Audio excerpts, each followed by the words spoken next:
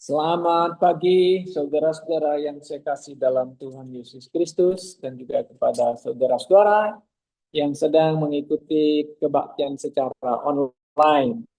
Baik, sebelum kita bersama-sama mendengarkan uraian firman Tuhan, mari kita berdoa terlebih dahulu. Minta Pak Surya pimpin kita di dalam doa. Iya. Thank you, Lord.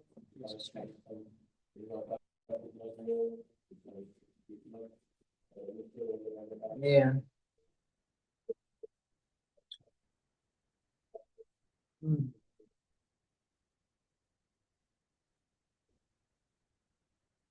Amin. Saudara-saudara yang sekasih dalam Tuhan Yesus, nah, hari ini saya mau ngajak kita untuk melihat ayat firman Tuhan yang saya ambil dari Keluaran 3. Ya, kita lihat dulu ya, Keluaran 3 ayat 14 saja kita baca ya. Keluaran 3 ayat 14 berbunyi demikian. Kalau saudara sudah dapat, mari kita perhatikan. Firman Allah kepada Musa, Aku adalah aku. Lagi firman-Nya, beginilah kau katakan kepada orang Israel itu, Akulah aku, telah mengutus aku kepadamu. Kemudian saudara, ayat ini kita coba lihat di Yohanes. Kita ayat ini bandingkan dengan Yohanes 6. Mari kita lihat Yohanes 6, Yohanes 6 ayat yang ke-35.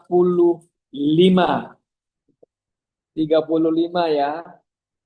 Mengatakan demikian, ayat yang ke-35. Kata Yesus kepada mereka, Akulah roti hidup. Barang siapa datang kepadaku, ia tidak akan lapar lagi, dan barang siapa percaya padaku, ia tidak akan haus lagi. Yang ditekankan di ayat 35 ini adalah kata aku adalah roti hidup. Nah, itu terjemahan yang bagus. Nah, jadi hari ini renungan kita dari kedua ayat ini, temanya ya adalah ada 7 perkataan Yesus, aku adalah.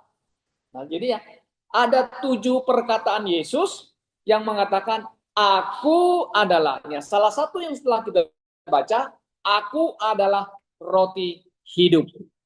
Saudara-saudara, pada umumnya orang Yahudi ya sangat percaya dengan angka-angka. Kenapa? Di dalam setiap angka itu memiliki makna dan arti. Oke? Nah, kalau kita lihat orang Yahudi, kalau mengatakan angka 3, dia sudah ngerti, oh angka 3 ini ya selalu menunjukkan apa? Ya, menunjukkan manusia memiliki 3 unsur itu ya. Tubuh, jiwa, dan roh. Itu 3. Oke? Nah, kalau mengenai Allah Tritunggal, nah itu mereka juga mengatakan ada 3 oknum, tetapi esa, artinya Allah itu esa, Allah itu satu, tapi 3 pribadi yang bisa dibedakan. Nah, dibedakan gimana? Ada Allah Bapa, orang Yahudi juga percaya adalah Allah Bapa loh. Oh, mereka percaya juga ada namanya Mesias yang disebut dengan anak Allah. Kemudian ada Roh Kudus. Orang Yahudi percaya Roh Kudus itu ruah, katanya roh. Nah, pada mulanya adalah Allah, dan Roh Allah melayangkan. Kejadian pasal 1 ayat 1. Oke. Nah, kalau angka 3 itu bagi orang Yahudi, mereka mengatakan bahwa ada kesempurnaan yang minimum. Artinya apa? Ada awal, ada tengah, kemudian ada akhir. Nah, kemudian mereka mengatakan, kami memiliki nenek moyang ada 3. Siapa dia? Abraham, Ishak, dan siapa? Yakub. Nah, 3. Gitu loh. Bagi mereka tuh, oh ada 3 kami. Nah, tidak bisa dibantah. Oke. Nah, kalau kita lihat lagi, saudara-saudara, di dalam konteks ya perjanjian baru, ya ada makna yang mengandung rohani. Oke. Nah, kemudian kita lihat Nabi Nuh, Nabi Yunus maksud saya. Nabi Yunus ketika dia dilempar dari kapal, dibuang ke laut, ditelan ikan, dia berada di dalam perut ikan 3 hari, 3 malam. Ada angka 3. 3 hari, 3 malam. Nah, sekarang kita tanya, Yunus yang ditelan ikan mati nggak?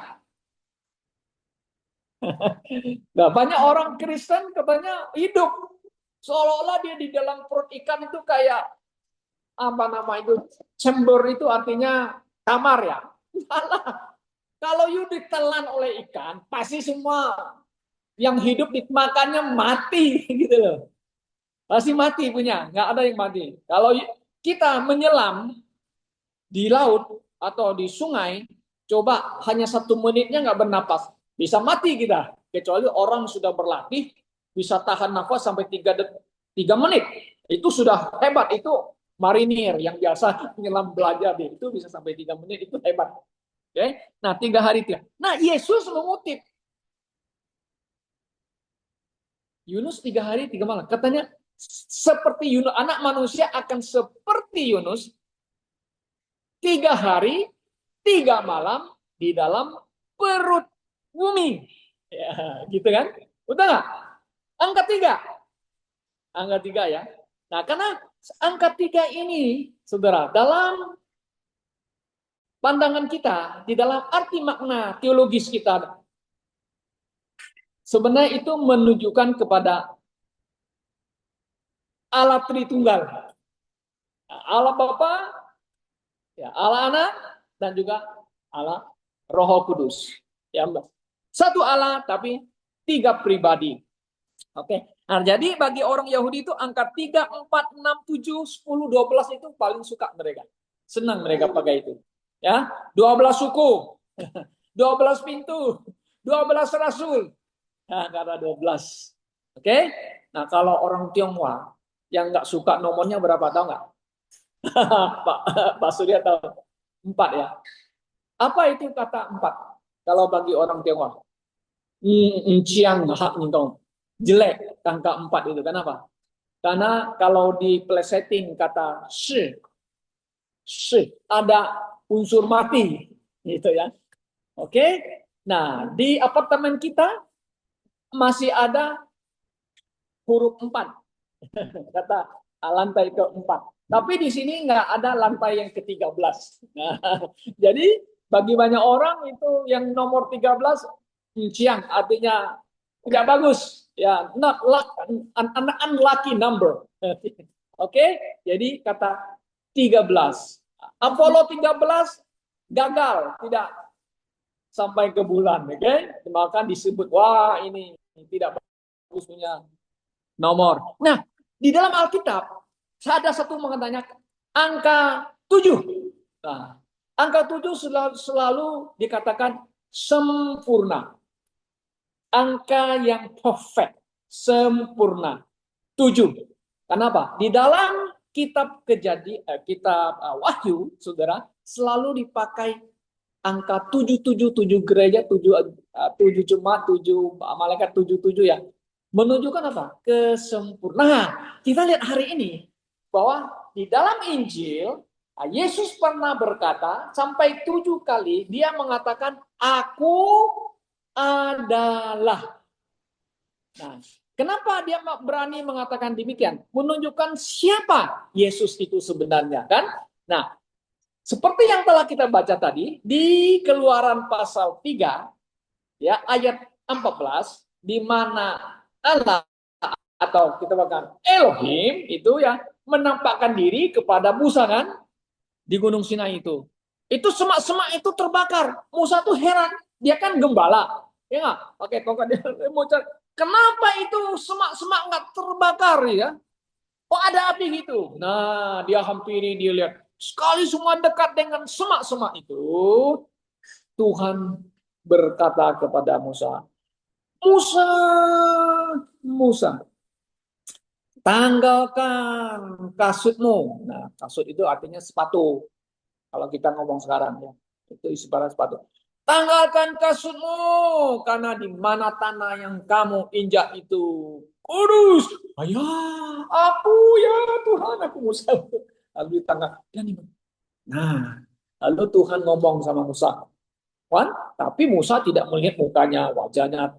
Malah enggak, ya kan? Dia dengan suaranya, kan? Kemudian apa terjadinya?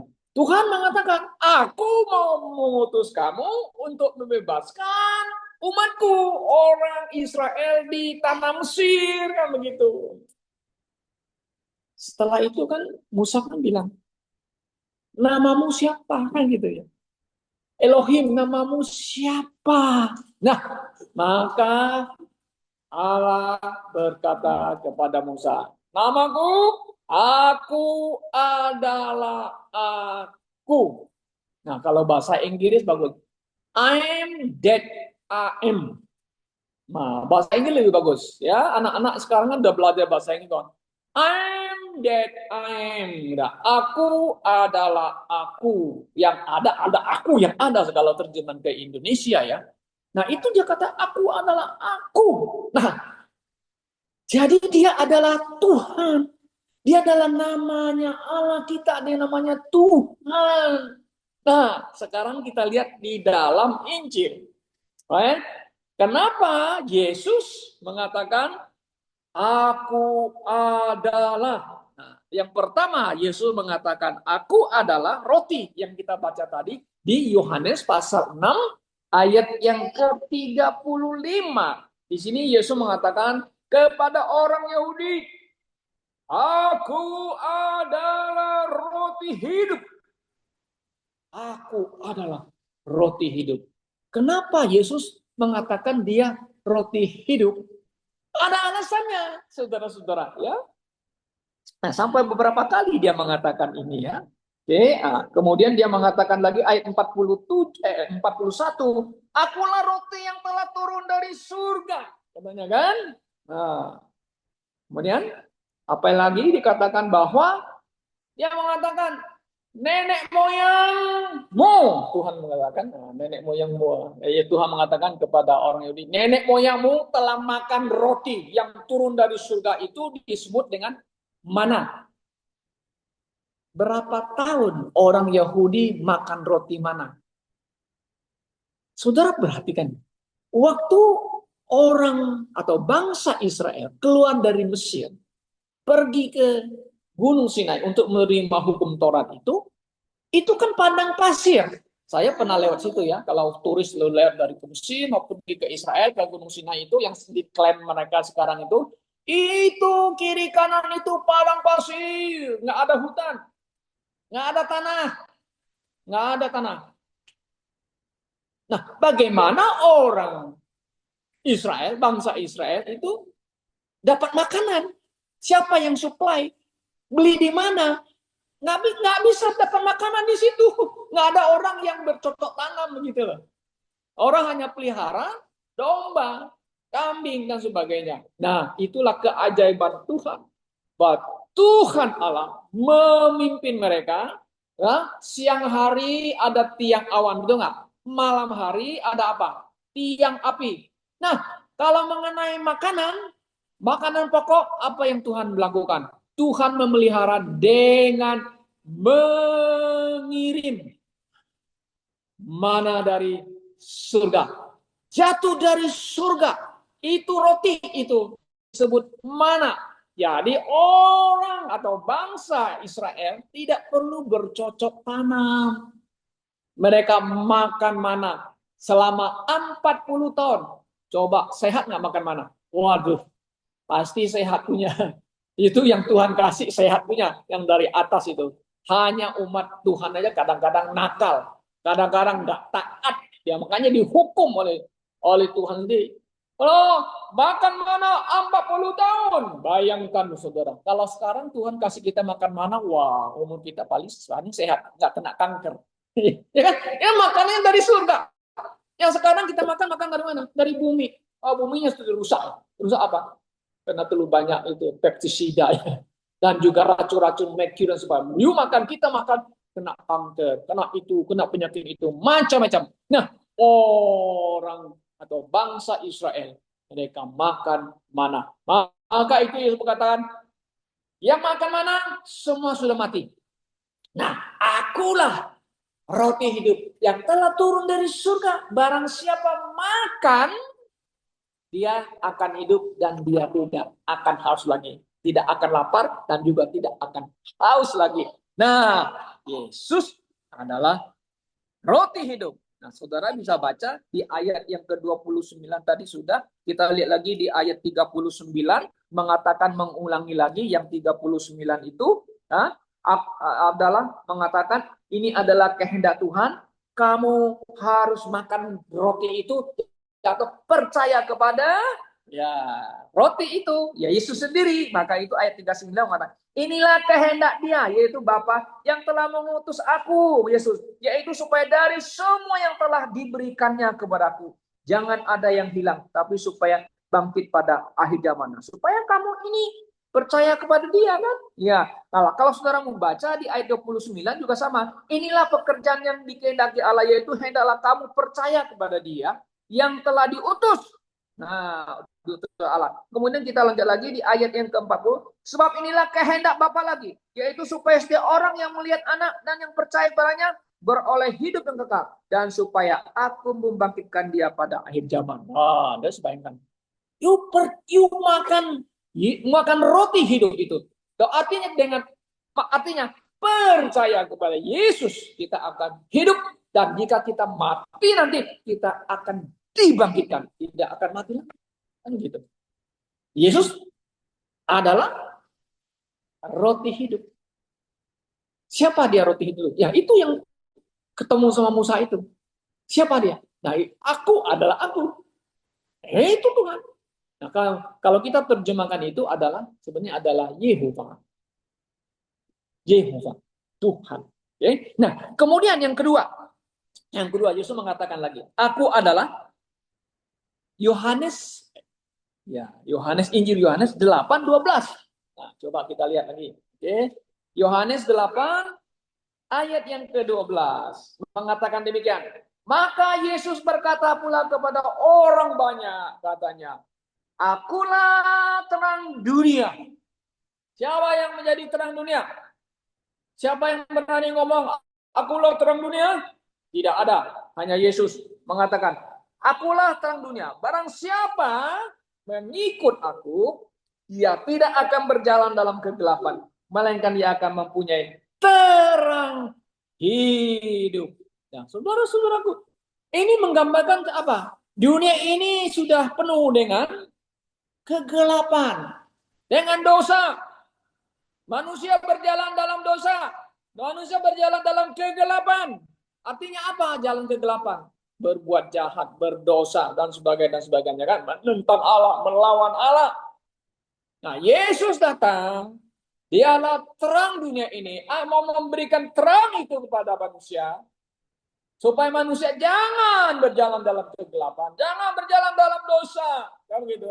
Dan dia akan mempunyai terangnya sendiri. Nah, Yesus terang dunia, berarti manusia kalau mau hidup dalam terang harus menerima terang itu, harus percaya Yesus, maka kita akan berjalan di dalam terang, bukan berjalan di dalam kegelapan. Nah, Yesus menggambarkan diri apa? Terang. Dunia ini penuh kegelapan. Kenapa? Dikuasai oleh dosa. Dikuasai oleh si iblis, setan. Makanya itu manusia hidup di dalam dosa. Oke. Itu yang kedua. Yesus mengatakan, aku adalah terang dunia. Oke. Nah, kemudian lagi ayat yang berikutnya. Yohanes 10:9. Yesus mengatakan, "Aku adalah pintu." Nah, kok Yesus menggambarkan dirinya pintu ya? Kenapa ya? Bukan enggak menggambarkan aku adalah mutiara, aku adalah emas enggak ya? Tapi Yesus mengatakan, "Aku adalah pintu." Yohanes 10 ayat yang ke-9 mengatakan demikian firman Tuhan. Aku adalah pintu. Barang siapa masuk melalui aku, ia akan selamat. Dan ia akan masuk dan keluar dan menemukan padang rumput. Wah, Yesus di sini menggambarkan dia adalah pintu. Maksudnya pintu apa? Kalau kita melewati Yesus, aman kita. Keluar masuk kita, aman kita. Kalau saudara dan saya ada dalam Tuhan Yesus, kita berjalan dalam dunia ini, memang satu hari kita akan mati, tapi jiwa dan roh kita aman, selamat. Nah, lalu dia mengibaratkan pintu ini seperti seorang gembala yang menggembalakan domba lewat pintu itu. Nah, biasanya di Israel atau di tanah Israel sana ya, orang-orang yang punya peliharaan kambing domba itu ya, dia punya itu namanya kandang. Dan kandang itu untuk apa namanya itu, kalau misalnya domba-domba yang sudah makan rumput dari pagi sampai sore sudah malam, dia harus bawa dombanya itu pulang ke kandangnya. Dan kandang itu hanya punya satu pintu saja. Kenapa? Karena untuk mencegah supaya binatang buas tidak datang merampas atau memakan dombanya, maka hanya satu pintu saja. Gitu. Ya. Nah, jadi domba itu keluar masuk hanya pakai satu pintu itu. Keluar, masuk, keluar, masuk. Nggak ada banyak pintu. Gitu. Saudara-saudara. Jadi ini adalah pemahaman artinya. Kalau kita ikut Tuhan, kita berada dalam Tuhan, kita lewat Tuhan, kita aman sentosa. Nah, orang bertanya, Pak, kenapa saya bisa mendapat penderitaan, kesusahan, ikut Tuhan? Oh, bisa. Berarti saya tidak aman? Tidak. Kenapa saya bisa mengalami demikian? Ya, kadang Tuhan izinkan itu terjadi. Nah, saya mau tanya, Paulus, Rasul kan, punya kuasa karunia melakukan apa? Mujizat. Sapu tangannya bisa sembuhin orang tuh nggak? Ya kan? Dia kemana-mana orang sakit, dia bisa sembuhkan. Dia bisa apa namanya dipatuk ular dia nggak mati. Ini dipatuk ular berbisa dia nggak mati loh. Paulus punya karunia kuasa melakukan mujizat, tetapi di akhir-akhir pelayanannya, masa tuanya, ya Paulus tidak melakukan mujizat, tapi dia sakit. Nah, dia mengatakan 3 kali dia berdoa kepada Tuhan, Tuhan angkatlah duri dalam dagingku. Tuhan dengar doanya kan? Tuhan enggak. Tuhan tidak jawab. Tuhan dengar, Tuhan tidak jawab permintaan doanya. Gitu. Sampai 3 kali loh. Nah, angka 3 kali lagi, 3 lagi. 3 kali dia doa. 3 kali. Yesus juga ya berdoa 3 kali ya. 3 kali. Tidak dijawab oleh Tuhan. Jawaban Tuhan kepada Paulus apa? Dalam kelemahanmu, kuasa Allah sempurna di dalam dirimu. Nah, Paulus terima itu. Supaya apa? Supaya Paulus itu jangan sombong. Jangan sombong. Dia seperti rasul yang bisa apa nama itu, ya semuanya hebat, bisa apa-apa. Tapi dia membuktikan kepada kita, membuktikan bahwa Paulus ada orang yang ada dalam Tuhan, tapi dia aman selamat. Hanya karena penyakit inilah untuk buktikan bahwa kesempurnaan Allah itu ada di dalam dirinya sebagai rasul yang dipilih Tuhan. Paulus terima. Ya, karena kasih karunia Tuhan cukup bagi Paulus. Nah, kadang-kadang kita sulit mau terima itu ya, saudara. Oke, kita harus menyerahkan kepada Tuhan. Beri saya kekuatan untuk menghadapi kesulitan.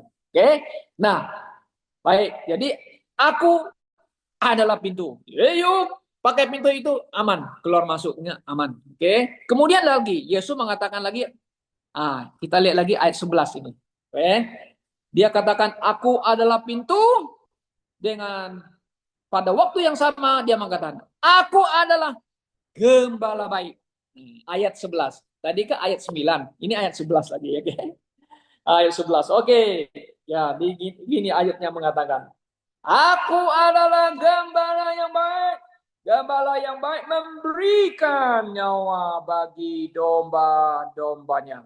Puji Tuhan. Wow. Saudara, kalau saudara membandingkan ayat ini dengan Mazmur 23, masih ingat Mazmur 23? Apa yang katakan? Tuhan. Nah, kata Tuhan itu cetak besar katanya ya. Tuhan, Yehovah. Itu Tuhan. Tuhan adalah gembalaku, takkan kekurangan aku. Dibaringkannya aku di mana? Di padang gurun ya, di padang ya, padang rumput yang hijau. Yang bimbing aku ke air yang tenang kan? Itu gembala. Bahkan daripada itu mengatakan, gembala itu menyerahkan nyawanya. Nah, saudara, ada nggak gembala domba, gembala sapi mau menyerahkan nyawanya untuk dombanya? Justru kambing domba yang digembalanya dipotong, dijual. Ya kan? Betul nggak? Iya. Ada yang gembala sapi, gembala domba, gembala kambing. Aku mau kasih nyawaku kepadamu ya kambing. Aku mau kasih nyawamu ya domba. Malahan kambing dombanya yang kasih kepada gembalanya. Di sini kita lihat. Yesus mengatakan, aku adalah gembala yang baik, menyerahkan nyawanya kepada domba-domba. Oh iya, saudara. Saudara, Yesus datang menyerahkan nyawanya. Untuk siapa? Untuk saudara dan saya. Ya, supaya saudara dan saya mendapatkan pengampunan dosa, ditebus, mendapatkan hidup yang kekal. Ya, nah, Yesus gembala yang baik. Adakah pemimpin di dunia ini yang boleh berani mengatakan, aku pemimpin yang baik. Aku rela menyerahkan hidupku kepada dombaku. Ada yang berani? Ya, ada yang berani mengatakan, kalau misalnya dapat penganiaya, ya gembalanya di depan, gitu loh. Aku yang ditangkap. Nah, ditangkaplah gembalanya, masuk penjara. Nah, sekarang di Tiongkok, saudara ya, banyak gembala-gembala yang Kristen ya, ditangkap oleh komunis. Kenapa mereka tangkap mereka ya? Kok takut bener ya mereka kepada orang Kristen ya? Orang Kristen itu tidak akan mengancam sistem pemerintahan yang sudah ada di Tiongkok. Dan dia tidak akan menumbangkan Xi Jinping dari kedudukan. Tidak akan. Orang Kristen hanya memberitakan Injil Yesus Kristus supaya mereka memiliki pengharapan, ya kan? Nah, komunis hanya menawarkan kita bangun China supaya hidup lebih baik, ya. Ada benar nggak? Ada benarnya juga kan, ya kan? Supaya kehidupan masyarakat lebih bagus. Betul. Zaman dulu engkong-engkong kita hidupnya susah, tapi yang sekarang kan anak muda hidupnya lebih bagus. Ada nggak? Ada. Kenapa? Karena teknologi yang membantu mereka supaya mereka bisa hidup lebih baik. Teknologi. Teknologi itu dari mana? Sebenarnya itu kan dari Barat punya. Ya mereka sekolah di Barat, orang-orang Tionghoa di Eropa, di Amerika, pulang-pulang ke Tiongkok mereka bangun negaranya. Oh kami dapat ilmu, bangun mereka gitu. Nah kenapa takut sama orang Kristen? Ya, tapi mereka orang-orang Kristen tidak takut mati gitu loh. Bahkan pendetanya ditangkap, dimasukin penjara, ya mereka enggak takut juga gitu loh. Kenapa? Karena Yesus adalah gembala mereka. Nah, begitu kan? Yesus yang gembala itu, ya, yang memimpin mereka. Oke, saudara. Nah, Yesus dah gembala yang baik. Oke. karena dia memberikan nyawanya kepada domba-dombanya. Yesus dikatakan adalah gembala agung oleh surat Ibrani pasal 13 ayat 12. Maka kita baca ini supaya kita lebih memahami ayat ini ya. Coba kita lihat di Ibrani pasal yang ke-12. Ibrani 12, saudara-saudara, silakan melihat. Ibrani 13 ayat 12. Ibrani 13 ayat yang ke-12 berbunyi demikian firman Tuhan ini. Nah, demikian. 13 ayat 12. Itu jugalah sebabnya Yesus telah menderita di luar pintu gerbang untuk menguduskan umatnya dengan darahnya sendiri. Ini salah baca ya. Gembala agung. Ada satu kalimat mengatakan Yesus adalah gembala agung kita. Saya selalu salah kutip ya. Oke, coba 12, 13. Mungkin salah. 12, 13.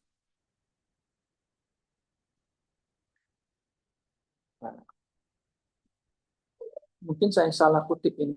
Baik, oke nanti saudara bisa cek lagi ya. Nah ada satu kata mengatakan mengatakan bahwa Yesus adalah gembala agung kita. Ya, nah kita baca lagi coba 1 Petrus 2. Mungkin ini lebih jam cocok. 1 Petrus pasal yang 2, 25. 1 Petrus pasal 2 ayat yang ke-25. Yes. Nah, sini mengatakan demikian. Sebab dahulu kamu sesat seperti domba, tetapi sekarang kamu telah kembali kepada gembala dan pemelihara jiwamu. Nah, the shepherd. Di sini mengatakan the shepherd of the soul ya, jiwa ya. Nah, ini benar ini ayat ini. Oke. Nah, jadi Yesus adalah gembala kita ya, gembala agung kita. Oke. Nah, kemudian kita lihat yang kelima. Yesus mengatakan, "Aku adalah kebangkitan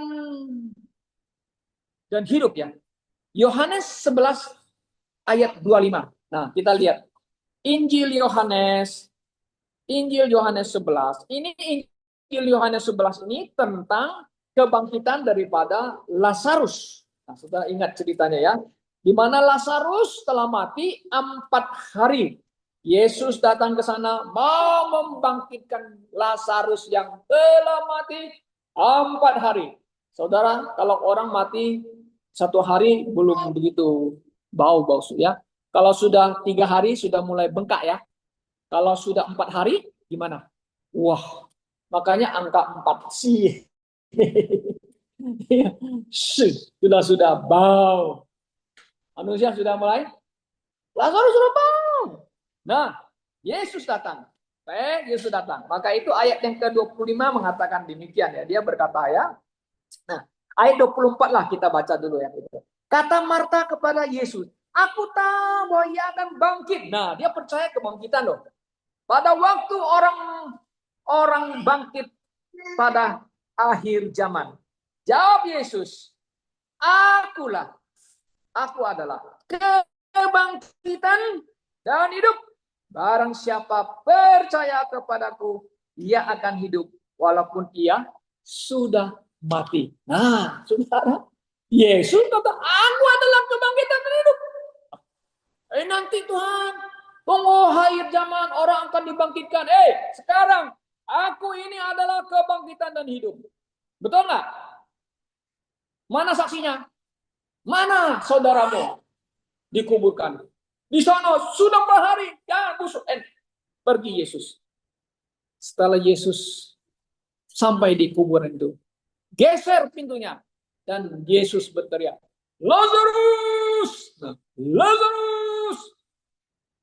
Keluar dari kuburan itu." Lazarus masih diikat pakai kapan kan? Keluar dong. Nah, inilah yang maksud Tuhan Yesus. Lihat, saudaramu mati pada hari hidup sekarang. Yesus adalah apa? Kebangkitan dan hidup. Yes, nanti satu zaman akhir zaman orang-orang yang mati dalam itu akan dibangkitkan, akan diberikan hidup, berikan tubuh yang baru. Sekarang Lazarus itu membuktikan Yesus itu kebangkitan. Orang semua kaget, semua orang heran. Tidak pernah terjadi, tidak pernah terjadi di Israel. Ada orang yang sudah bau, busuk, sudah masuk ke dalam liang kubur, bisa hidup kembali. Lazarus hidup. Mereka percaya, ya Yesus, engkau engkau adalah kebangkitan dan hidup. Nah, yang ngomong sama Musa itu siapa? Tuhan yang hidup. Yang disembah oleh siapa? Oleh nenek moyangmu. Ya kan? Betul nggak? Berkata kepada Musa. Siapa dia? Sebenarnya dia Yesus. Yang ada di PL itu. Yang ngomong sama Musa itu.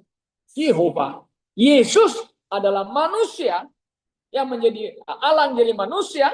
Nah, dia adalah Tuhan.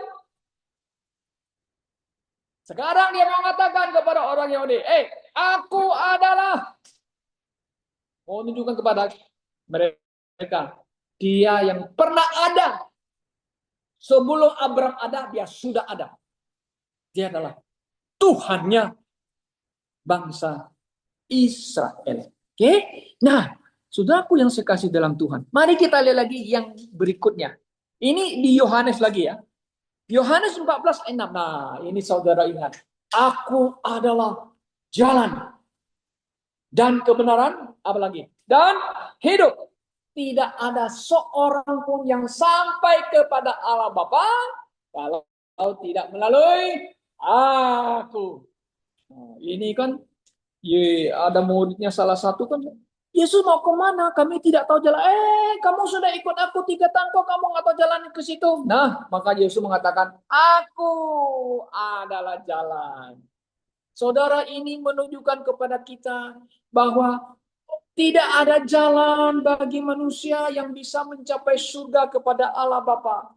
Hanya melalui siapa? Yesus yang datang itu, yang mengatakan kepada umat Yahudi, orang Israel, yo mau ke surga, yo mau mencapai surga, ketemu Bapa, harus melalui Yesus. Oh, kami orang Yahudi mau sampai ke surga melalui Musa. Ada benarnya kan? Iya. Ya melalui Musa artinya mereka harus taat hukum Taurat, gitu loh. Betul kan? Harus taat hukum Taurat, baru bisa masuk surga. Nah, Tuhan Yesus datang sekarang. Tuhan Yesus yang datang. Ya, you mau ke surga harus melalui saya. Harus percaya kepada saya. Saya adalah anak Allah. Yesus menggenapi hukum Taurat. Nah ini orang Yahudi itu nggak mau terima. Yesus menggenapi hukum Taurat. Ada Yesus itu anaknya Yusuf. Siapa Yusuf? Tukang kayu. Emaknya siapa? Maria. Tinggal di mana? Di Nazaret. Nazaret nggak ada apa-apanya. Mereka tolak dia. Mereka tidak percaya kepada dia. Nah, karena itu Yesus berkata kepada guru orang Yahudi namanya Niko. Siapa Niko? Nikodemus. Guru kan? Oh dia datang mencari Yesus. Yesus, engkau hebat, guru hebat. Tidak ada orang seperti engkau hebat. Oh Yesus sudah hebat. Kenapa? Dia itu Mesias. Nah, maka Yesus berkata kepada Nikodemus, kalau kamu mau masuk surga, you must be born again. Kamu harus dilahirkan kembali. Baru, mana mungkin Tuhan Yesus, saya sudah tua. Masa saya disuruh masuk ke rahim mak saya? Kamu guru orang Israel, orang kamu nggak ngerti semua kebenaran ini. Nah, apa artinya? Artinya, you must be born again. Kamu harus percaya kepada saya ini adalah anak Allah yang datang. Kamu percaya, maka kamu akan dilahirkan. Ya, tadi yang kamu percaya, Musa percaya kepada hukum Taurat. Oh, sekarang you percaya perkataanku, perkataan Yesus, engkau akan diselamatkan. Maka itu aku adalah jalan dan apa? Kebenaran dan apa lagi? Hidup. Oh, ini bagi orang Yahudi sulit, sulit yang mau terima. Maka sampai hari ini ya, orang Yahudi secara bangsa masih nggak mau terima Tuhan Yesus. Tetapi masih ada orang Yahudi yang lain yang mau terima Yesus. Nah, ini disebut Kristen Zionis. Kristen Zionis atau juga mereka sekarang mengatakan Kristen Mesianik. Artinya orang-orang Yahudi yang menjadi pengikut Yesus Kristus. Ada nggak? Ada. Kenapa? Mereka baru menyadari tahu Yesus yang datang itulah Mesias yang diutus oleh Allah Bapa kepada mereka. Secara bangsa mereka tidak mau terima. Mereka mau nanti Mesias. Itu Mesias yang akan datang itu yang mereka nanti. Oke? Nah, jadi sama sekali tidak ada cara lain bagi manusia, bagi bangsa lain bisa mencapai surga pada Bapa hanya melalui Yesus. Oh, sekarang ada ajaran baru. Tahu nggak? Ajaran baru. Ini atas nama Kristen lagi loh. Namanya gereja liberal. Pakai nama gereja liberal. Oh iya Pak. Yesus kan satu-satunya jalan bagi kita orang Kristen gitu loh. Nah, agama yang lain punya jalan. Ya, cara mereka. Karena mereka menyembah kepada Sang Pencipta yang sama. Nah, itu alasannya. Kepada Tuhan yang sama. Tuhan yang Maha Esa. Jadi mereka bisa selamat. Asal mereka buat baik dan mentaati ajaran mereka. Itu kata orang Kristen liberal. Atau dengan juga Kristen progresif yang ada di TV itu muncul tuh pendeta yang punya tato-tato itu. Siapa itu namanya? Saya nggak tahu, dia nggak kenal. Masih tahu? Oke, si Ustadz itu yang bicara sama Ustadz, kalau orang baik kamu bisa masuk surga. Wah. Nah, sudah. Ada jalan banyak sekali sekarang. Gereja-gereja sudah kacau.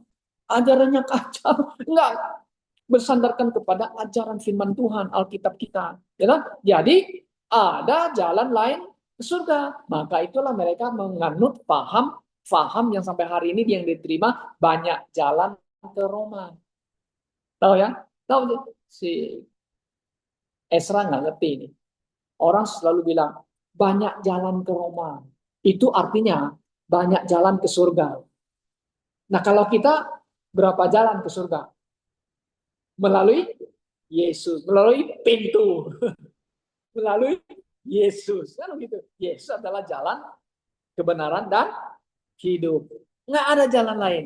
Oh, kok kalian hebat ya? Kok bisa nggak ada jalan? Itu kan ngomong kamu. Yesus yang ngomong, bukan saya yang ngomong. Oke. Nah, baik. Kemudian yang ketujuh. Nah, kita lihat tujuh ke angka kesempurnaan ya. Oke. Nah, Yesus mengatakan dia menggambarkan ya dirinya itu adalah aku adalah pokok anggur yang benar.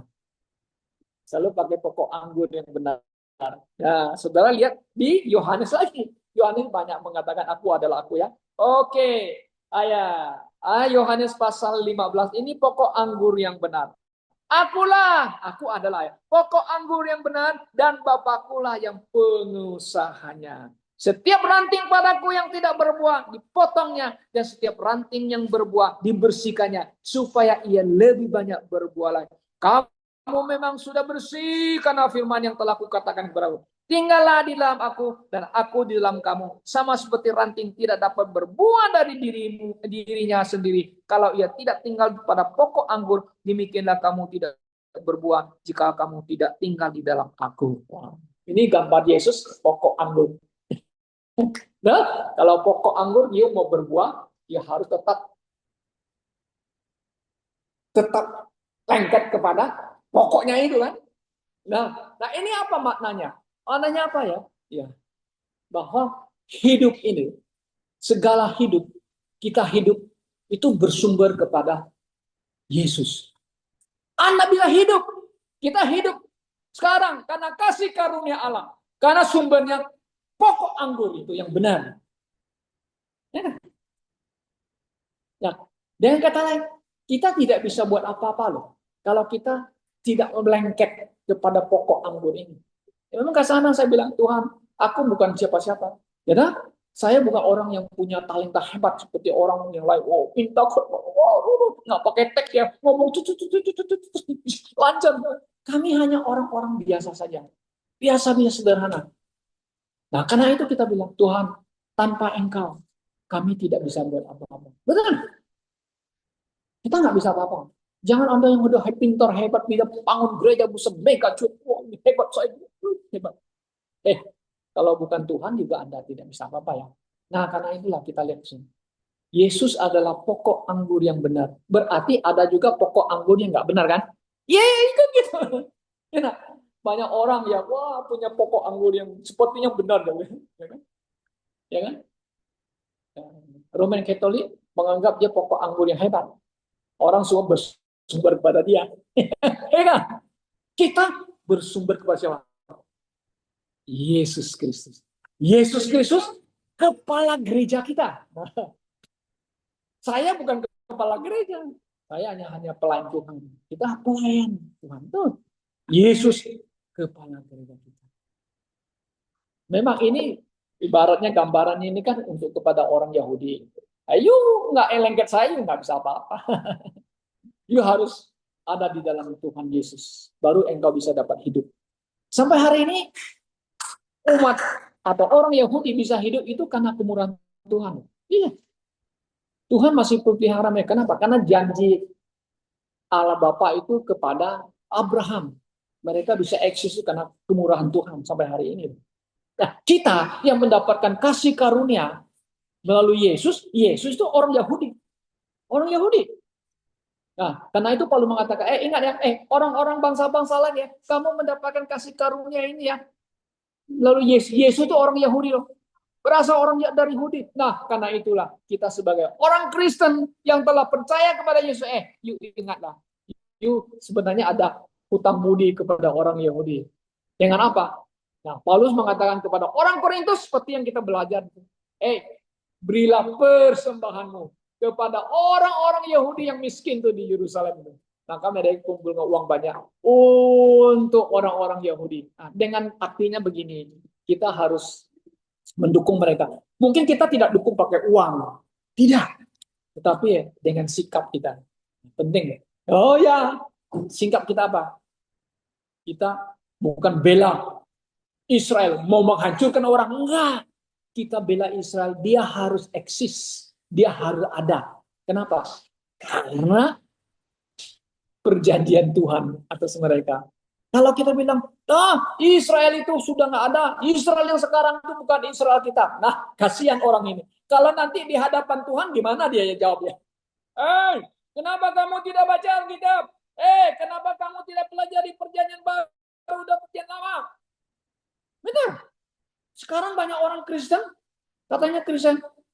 Tapi dia bilang, Israel sekarang bukan Israel di Alkitab, Israel yang sudah dibuang Tuhan. Dia lupa baca apa yang Paulus katakan di Roma 10. Ya? Doaku kepada bangsaku supaya mereka selamat dulu. Jiwa. Harus percaya kebenaran. Percaya siapa? Yesus supaya selamat. Nah, dan pasal 11, saudara, Tuhan Allah tidak membuang orang Yahudi, tidak membuang orang Israel. Tidak. Banyak orang berkata, oh ya, Tuhan sudah buang Israel. Sampai hari ini dipercaya oleh gereja loh. Dan saudara, sudah dibuang. Tidak ada lagi Israel. Tapi puji Tuhan, janji Tuhan digenapi. Orang Israel di perantauan sekarang mulai pulang. Ya, pulang ke negaranya. Kenapa? Menggenapi nubuatan Tuhan. Ada nggak janji Tuhan? Oh yes. Tapi kok mereka nggak mau tahu ya? Pura-pura nggak tahu ya orang Kristen dia. Tapi saya tetap mendukung Israel. Tetap. Kenapa? Karena firman Tuhan. Bukan mendukung dia perang orang ya. Enggak, saya nggak mau perang. Saya mau. Kenapa? Karena perang itu membuat orang susah.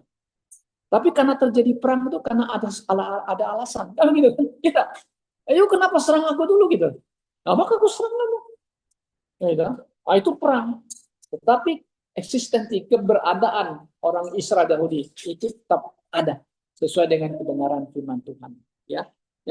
Jadi ini kesempurnaan. Jadi kita lihat saudara-saudara, Yesus apa yang dia katakan? membuktikan kesempurnaan dirinya. Sebelum dia ada, dia sudah ada. Di mana dia menyatakan dirinya kepada Musa. Dan Musa itu menyatakan kepada orang Israel di Mesir. Tuhan, nama Elohim kita, Yehova, mengutus saya kepadamu Israel. Kamu harus keluar dari Mesir. Kita menuju ke Gunung Sinai. Siapa yang ngomong itu? Tuhan. Di perjanjian baru siapa dia? Yesus Kristus. Saudara, kalau saya percaya, maka itu dia ngomong sampai 7 kalimat. Sempurna. Apa yang Yesus lakukan? Apa yang Yesus buat? Sempurna, sempurna. Keberadaan sebagai manusia sempurna, 100% manusia, 100% Allah. Karyanya sempurna, mujizatnya sempurna, perkataannya sempurna, dan dia mati sempurna. Sempurna artinya mati benar.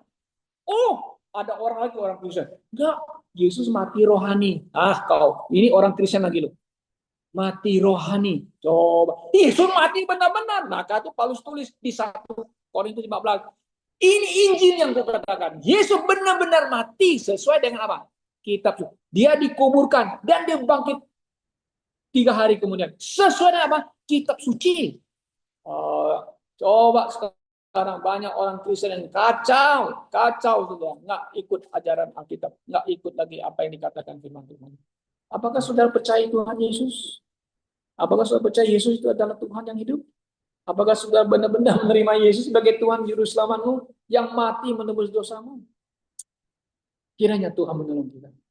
Ini doa saya supaya saudara ada dalam kasih anugerah Yesus Kristus. Mari kita berdoa. Bapa kami yang di surga, segala puji syukur hormat pada hari ini kami melihat ada 7 perkataan Tuhan Yesus mengatakan, Aku adalah roti hidup. Aku adalah terang dunia.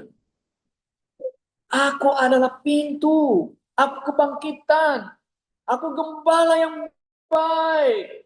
Aku adalah jalan dan kebenaran. Aku adalah pokok anggur yang benar.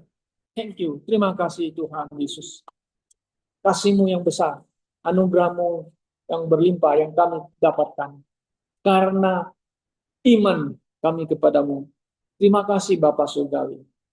Karena kasih karunia-Mu yang besar itu yang Engkau berikan kepada umat manusia. Hanya dengan percaya saja kami boleh mendapatkan hidup yang kekal. Tetapi banyak orang menyaksikan akan perkataan ini. Tuhan, terima kasih. Kami ada apa adanya. Karena kasih karunia-Mu. Kami menyerahkan gereja kami. Kami menyerahkan saudara kami. Jika ada masalah, ada kesusahan, kesulitan yang kami alami, berikan kami kekuatan supaya kami boleh menghadapinya dengan kuat kuasa Tuhan dalam hidup kami. Pimpin kami, keluarga kami masing-masing, anak kami, pekerjaan kami serahkan dalam tangan Tuhan. Dalam hidup ini pasti ada gelombang-gelombang yang kami bisa lewati. Berjalan kadang-kadang tidak mulus karena berliku juga. Tapi kami yakin Engkau gembala kami yang agung, yang menyertai kami, yang memelihara kami. Terima kasih Bapak. Kami serahkan saudara kami yang lain dimanapun berada. Kiranya Tuhan pimpin mereka. Juga kami berdoa untuk orang Kristen. Kristen sejati.